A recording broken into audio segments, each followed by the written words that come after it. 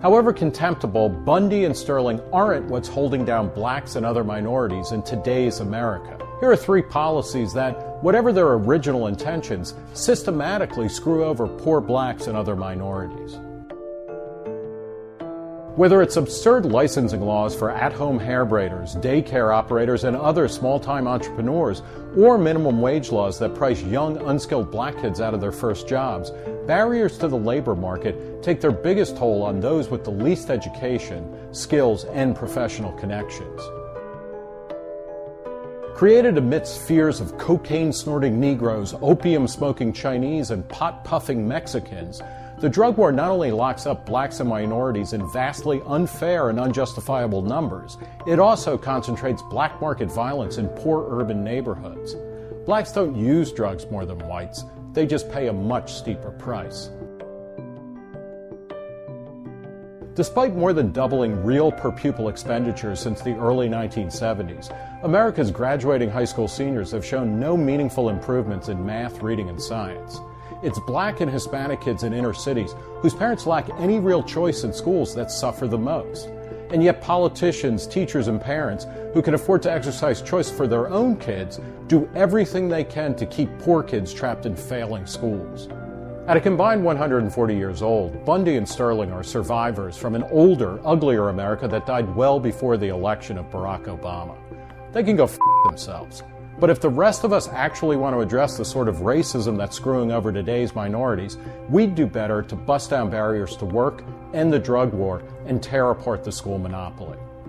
For Reason TV, I'm Nick Gillespie. We are back with you. It's in the Village with Marjorie and Anselm on the South Orange Maple Online Radio Experience. Coming to you every Monday through Friday from 8 to 9:30 p.m. That's 8 to 9:30 p.m. You can reach us here at 973-327-3626. That's 973-327-3626. You can like us on Facebook at facebook.com/SoMore Radio. That's facebook.com/SoMore Radio. You can tweet us at SoMore Radio. That's at SoMore Radio. You can also listen to us on tunein.com. That's TUNEIN.com. TUNEIN.com. You can also call our offices at 347-674-1680. That's 347-674-1680. The last 2 audio here was one by Maya Angelou. Was that Maya Angelou? I don't know. I wasn't listening. Yeah, it was Maya Angelou. Yeah, Maya Angelou. And 3 policies more that we need to basically implement. So there is an article in today's Washington Post by Reddit Hudson. Being a cop showed me just how racist and violent the police are. There is only one fix. Now, there is also an audio. Do you want us to play the audio, or you want to? Well, is the audio the same as the article, or? Maybe a little different. I don't know. Yeah. I mean, you want to read the article? I'll read the article, and then let's see. Let's see the audio. Yeah, go ahead. As a kid, I got used to being stopped by the police. I grew up in an inner ring suburb of St. Louis. It was the kind of place where officers routinely roughed up my friends and family for no good reason. I hated the way the cops treated me. But I knew police weren't all bad.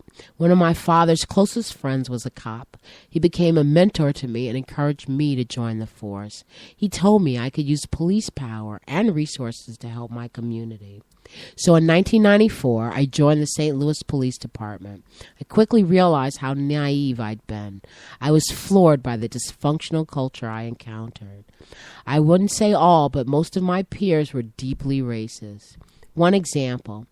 A couple of officers ran a website called St. Louis Cop Talk, where officers could post about their experiences and opinions.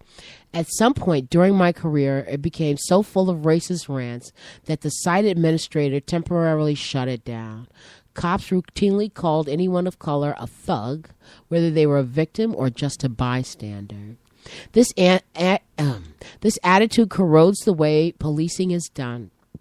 As a cop, it shouldn't surprise you that people will curse at you or be so disappointed by your arrival. That's part of my job. But too many times, officers saw young black and brown men as targets. They would respond with force to even minor offenses.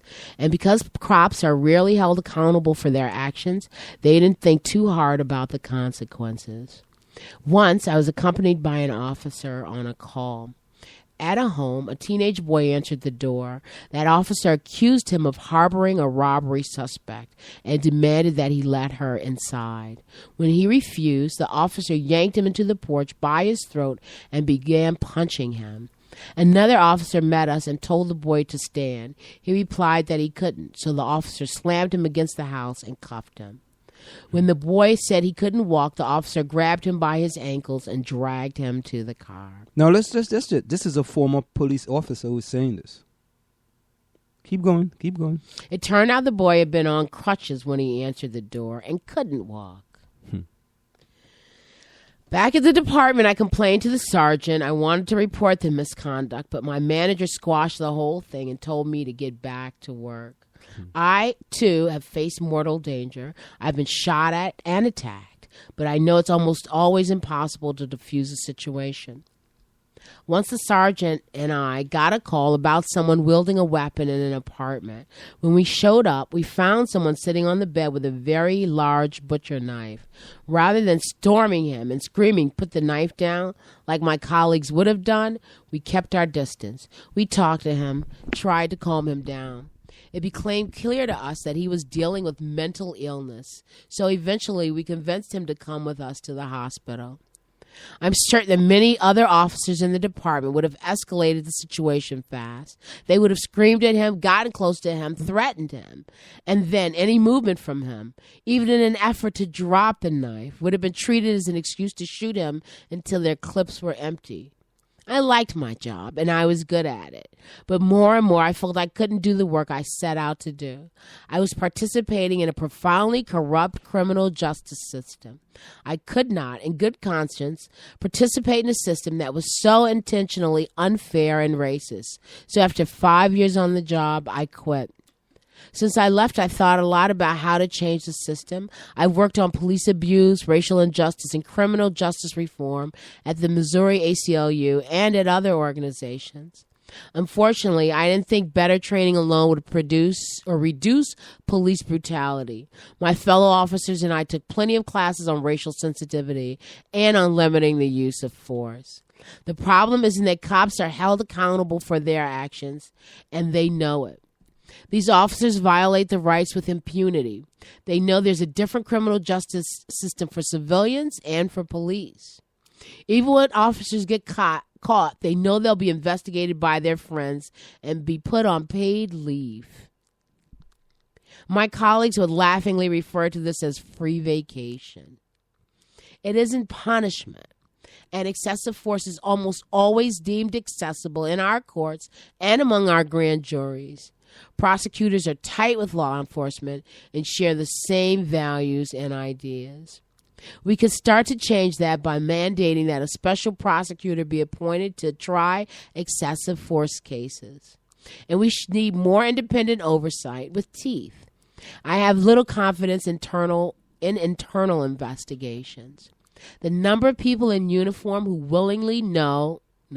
will knowingly and maliciously violate your human rights is huge. At the Ferguson protest, people are chanting, "The whole damn system is guilty as hell." I agree, and we have a lot of work to do. Oh, my goodness. Well, this is from a former St. Louis cop, right? Yeah. So, and the thing about it is that people are going to try to ostracize that guy. Oh, of course.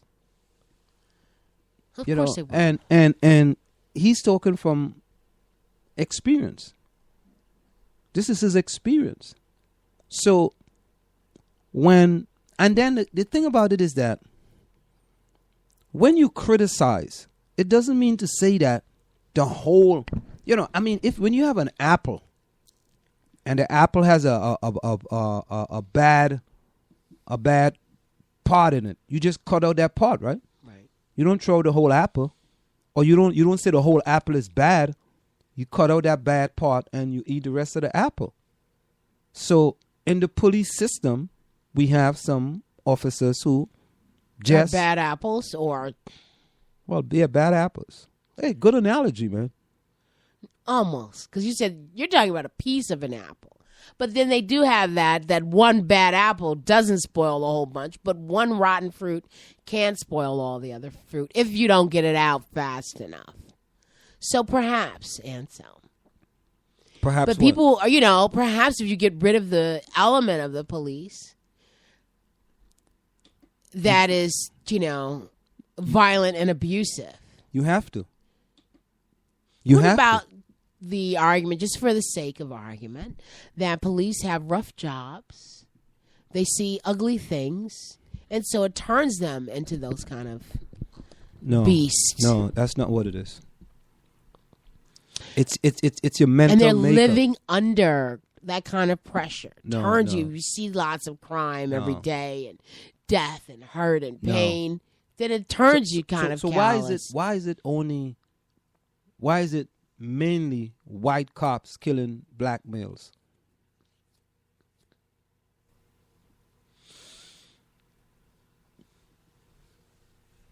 Maybe that's the crime that they see that, and maybe because they're just afraid. They see what? What do they see? If you are so if you are a policeman or any kind of person who's only working in a criminal situation, all you are called to is crime, and the majority of people you see are black who are committing these crimes, then you're going to put that label on everyone. You just trying to be a devil's advocate. Yes, I'm trying to just like you can justify some things that don't make sense to me. But you got to do better than that, though. You're a political science teacher. You can do better than that. Yes, and if I were in a school that all I saw was bad stuff every day, then I would think you would judge everybody as being bad. Everybody I saw would remind me of Taquel. Who's pissing me off today. So am I to say that if I'm a police officer, right? I mean, I don't know if they go in being racist, but maybe they just stop right there. They went in with a preconceived notion. It's already been embedded in you. How do you know that? It is embedded in you. Well, it is embedded. So when you go into the force, your mindset has already been set. All right? And by the time you get that gun and you get that shield and you get that power, forget about it now. You be like, listen, man, I told you to sit down. Go in your corner. You ain't going in your corner? I'm in charge.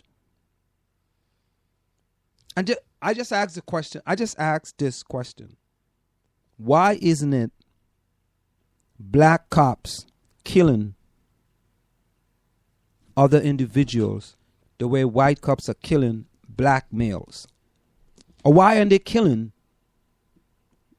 white males? Why? Because you can't. A white person's life is more valuable than a black person's. No. You don't really mean that. You don't really mean that. In this society, sure. No, you don't mean that. I don't think. I don't think people in the black community think that. I don't. How about this article? Since you want to talk about cops, have you read this article where this is off-duty black officers in New York say that they fear their fellow cops? Oh yeah. I read that before. Yeah, it's normal. They would tell you. Remember the kill? They shot up that one cop a few years ago. But listen, there is this story. Did you hear the story about the 2 black officers that were killed in New York? Oh, that was like in 2009 or something? Yeah, something back then. Yeah. They didn't They got zero. They got zero. So and what is the family of the victims? All right. So how do you explain Garner, what happened to his children? So how do we explain that? How do we explain these same 2 officers, right? being killed in the line of duty. And they're treated not with all the officers showing up, not with JetBlue telling 2 officers